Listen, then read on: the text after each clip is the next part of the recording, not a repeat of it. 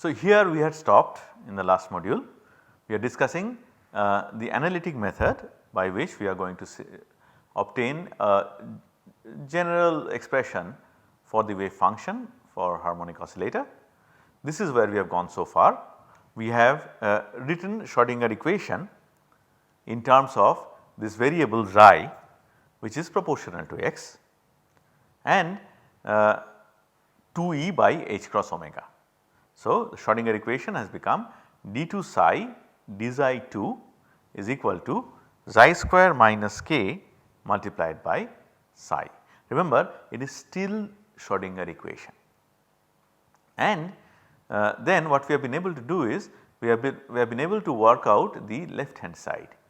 d2 psi d xi 2, we have obtained an expression for it. So, the next step is quite obvious. We are going to take this expression and we are going to substitute in Schrodinger equation. Okay. Let us do that. But before doing that, let us rewrite psi as h of xi multiplied by e to the power minus xi square by 2, right. Once we have done that, now we are ready to put them together and write Schrodinger equation. d2 d xi 2 of h minus 2 xi multiplied by first derivative of h with respect to xi plus xi square minus 1 multiplied by h multiplied by this Gaussian function in xi is equal to xi square minus k multiplied by h multiplied by the same Gaussian function. The Gaussian functions are shown in blue because it is obvious that they occur on both the sides as factors. So, they are going to cancel each other and this is what we are left with.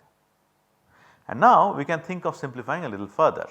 Look at the third term on the left hand side and look at the term on the right hand side. Both are in h and both contain xi square.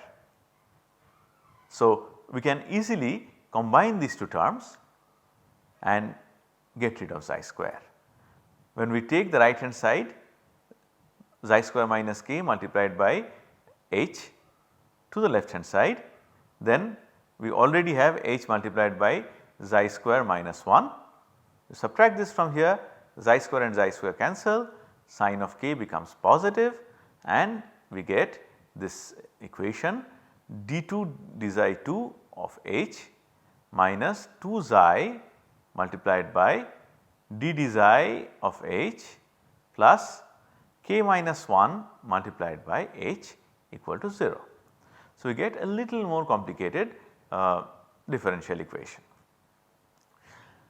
Now, the thing is in mathematics solutions, how to solve this kind of differential equations is known already. And one very powerful method by which these equations can be solved is to use a solution that is a power series, right, that is known already. So, we are taking known mathematics and we are applying it in our problem.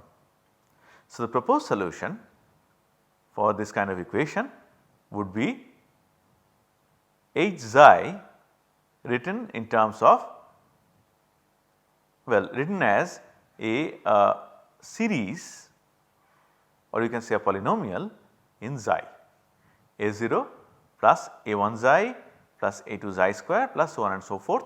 In principle this can go all the way up to infinity. So, we can simply write it as a summation, sum over j equal to 0 to infinity multiplied by aj multiplied by xi to the power j. Does that make sense? The first term for example is a0, for that j equal to 0. So, a0 and xi to the power 0 is 1. For the second term j equal to 1. So, a1 and xi to the power 1 is xi and so on and so forth.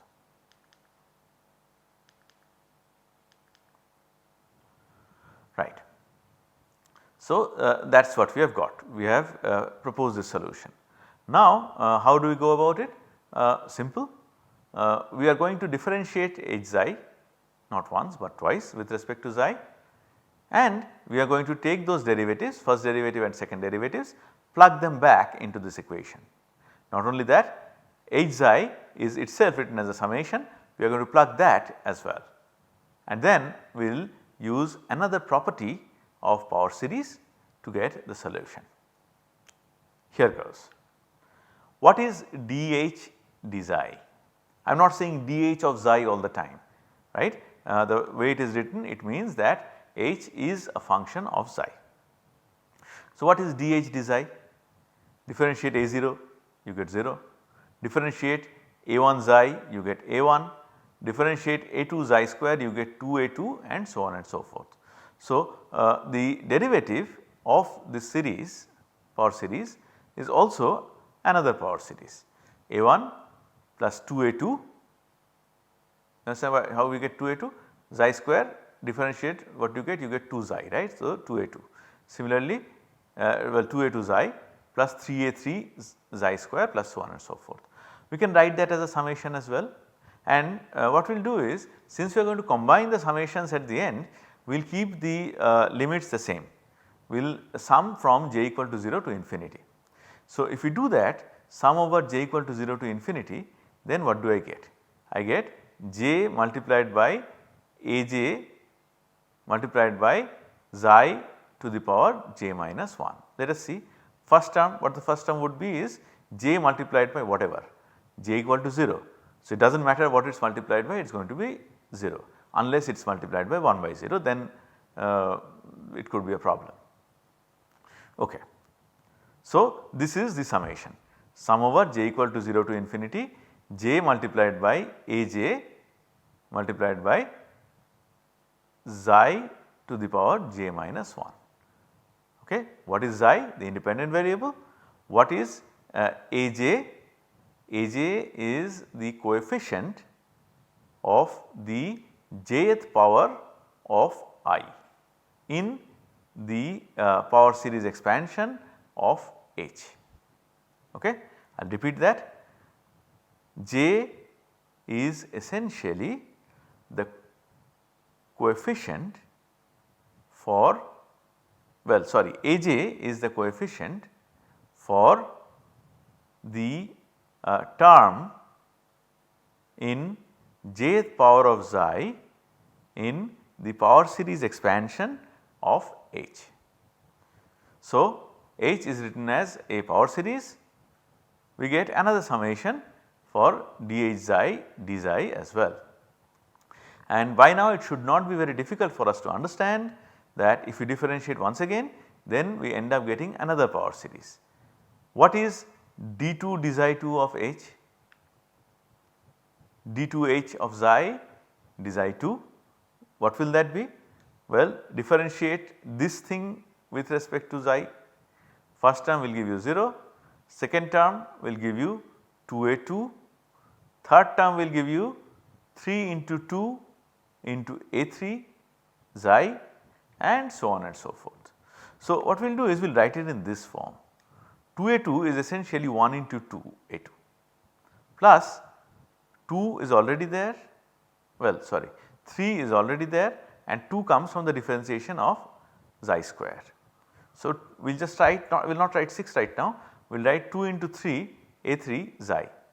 So, next one again will be 4 a4 was already there and the term that was there you differentiate once more. So, you get xi square and this is 3. Okay. Remember we had xi to the power 3 after differentiating once. So, we will write this as summation once again, and once again we want to sum from 0 to infinity. So, what should the summation be? I will give you a second to write it down yourself without looking, and then let us see whether you have got the right answer. Please write down on your notebook what the summation would be for the second derivative of h with respect to xi. Okay. Now, I give you the answer, this is the answer, j equal to 0 to infinity, j plus 1 multiplied by j plus 2 multiplied by a j plus 2 multiplied by xi to the power j. Is that right? What would the first term be then? j equal to 0, right. So, first term would be 0 plus 1 is 1, 0 plus 2 is 2. So, 2 from here, a j plus 2, that means a2, see that is what we have got, and xi to the power j is xi to the power 0 is 1. So, the first term is 2a2, which is in line with this. Let us go to the third term. Third term is, for the third term j equal to 0 1 2, right. So, 2 plus 1 3 multiplied by 2 plus 2 4 multiplied by aj and aj plus 2, right, aj plus 2, j equal to 2 here. So, a4 multiplied by xi to the power j equal to 2. Okay. Please satisfy yourself that this is really the expression for the second derivative. Okay. So, now we have expressed our solution as a power series and we have expressed the first and second derivatives of it as a series as well. What should we do? Take this first derivative, plug it in, take the second derivative, plug it in, and in fact take the original power series and plug it in as well. When we do that, we get an expression in terms of summation. Okay. The first one, the second derivative, that is summed over xi to the power j. The third one, h xi itself, is sum over xi to the power j. What about the second term? Here the summation is for xi to the power j minus 1, but do not forget that it is being multiplied by minus 2 xi. So, xi multiplied by xi to the power j minus 1 is essentially xi to the power j. So, we end up in this left hand side getting summations in xi to the power j for all the terms.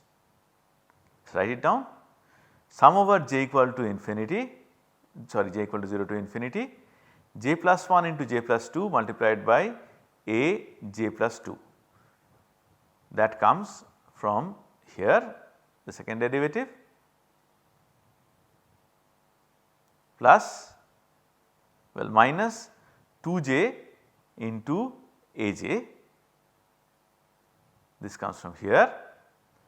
Do not forget we have taken epsilon to the power j, what am I saying, xi to the power j common outside the bracket, plus we get k minus 1 multiplied by aj,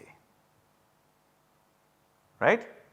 So, this is the expression that we get, and now we will use the property of a power series when we have a summation like this, where we use the jth power of the variable and we sum from 0 to infinity.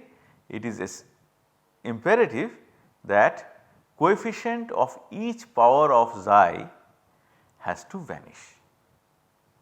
Sometimes I say epsilon instead of xi, I am sorry about that, but in case I do, please understand what I mean xi.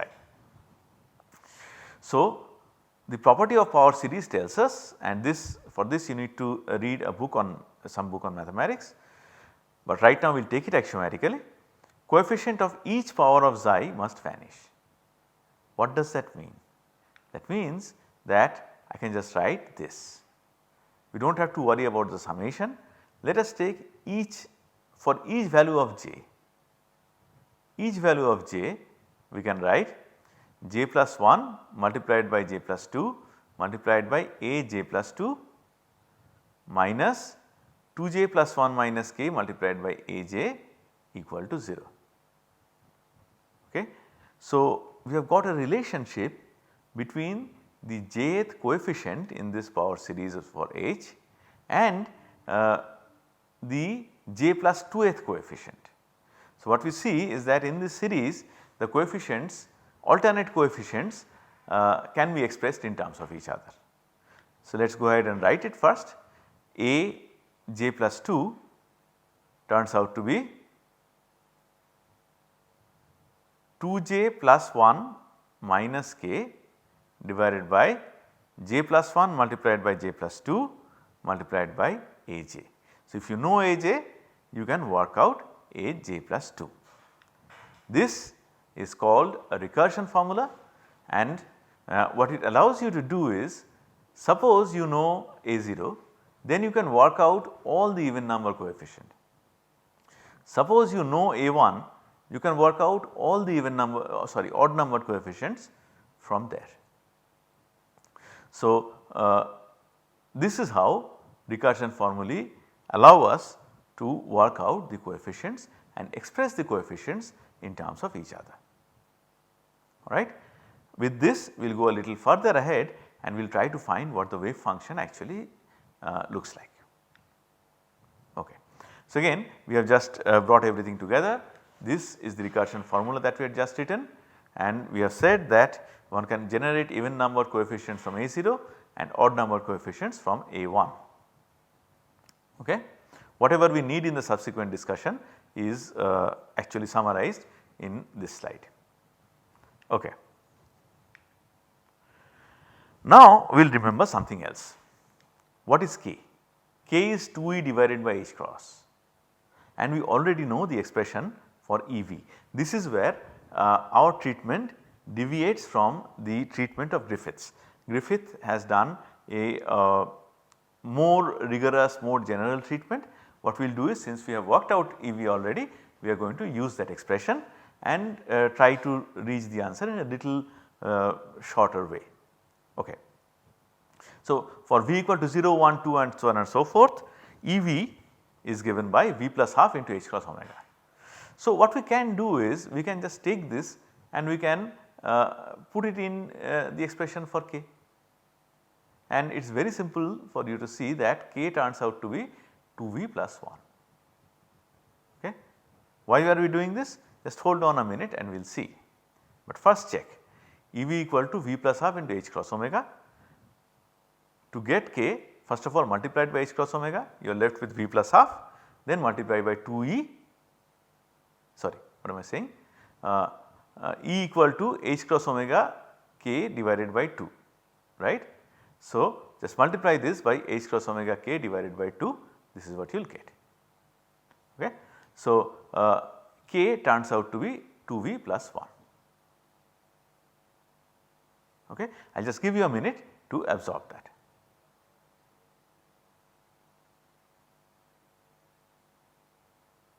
Yeah. Instead of E, let us put V plus half multiplied by H cross omega in the expression for K. It easily comes out that K is equal to 2V plus 1. So, of course K is quantized, that is not a surprise at all. And also what we see is what we had said earlier, K is a positive integer. The smallest value of V is 0. So, 2 into 0 is 0 plus 1 is 1. So, K goes 1, and then for V equal to 1 it is 1 into 2 plus 1 3, 1 3, so on and so forth.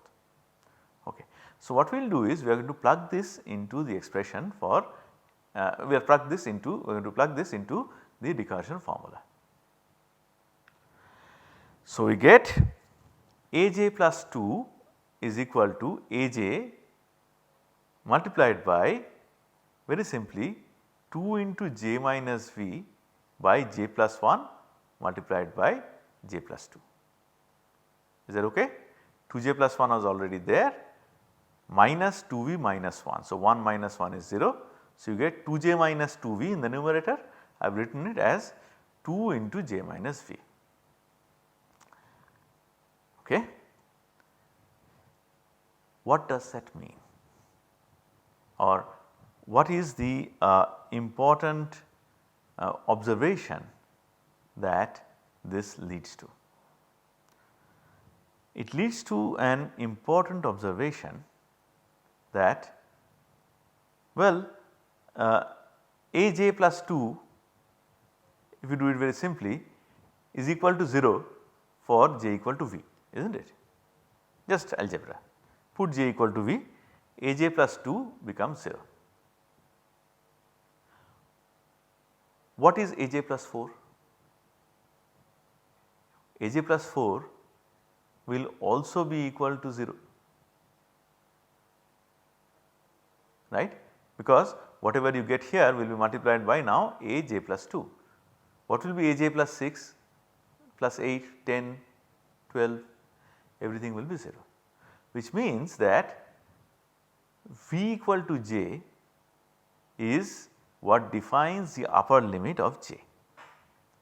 J max is equal to V. There is an upper limit to j.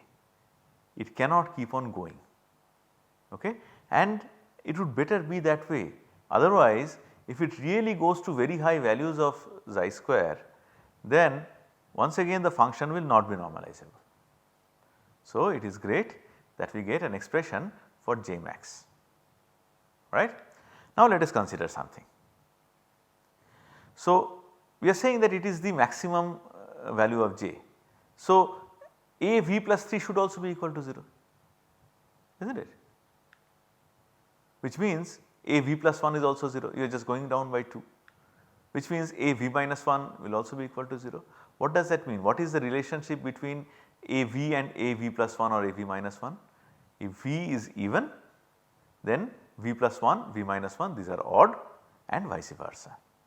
So, what we are saying is that depending on the vibration quantum number, either odd or even numbered amplitudes are 0. Let us see, we have just suddenly dropped something very profound on you. Let us see if we understand this. What we are saying is this: we have proved that j max is determined by V. Now remember, suppose V is equal to even, then what are the coefficients we will get? The coefficients we will get are A0, A2, A4, so on and so forth.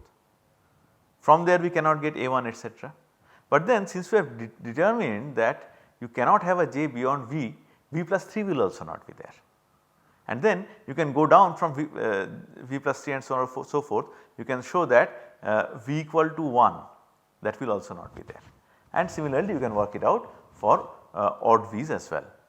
So, either odd numbered amplitudes will be 0 or even numbered amplitudes will be 0. So, for odd V values, this is what I mean, the function h is going to be a1 multiplied by xi plus a3 multiplied by xi cube. Note there is no a2 multiplied by xi square.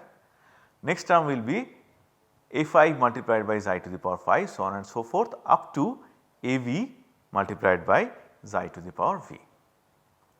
Similarly, for even v, the function h is going to be a0 plus, there will not be anything in a1. So, the next term will be a2 multiplied by xi square plus a4 multiplied by xi to the power 4 and so on and so forth. Again the last one will be av multiplied by xi to the power v. The only difference between this and this is that here v is even, here v is odd. Okay. So, I think it is better to break now and come back for a short third module to complete this discussion. So, what we see then is for odd v, h xi is equal to a1 xi plus a3 xi cube plus a5 xi cube and so on and so forth. Note there is no a2, no a4, right. So, these even number terms are all missing when v, the vibrational quantum number, is odd. Similarly, for even v, the odd numbered coefficients are missing, they are all 0. Okay.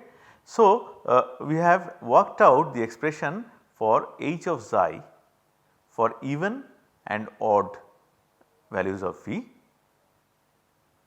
We have learned that both of them go only up to j equal to v. Now, to complete this discussion and build a full description of the wave function, we will need to work a little more, but let us break this module here. We will come back for a short module to complete this discussion.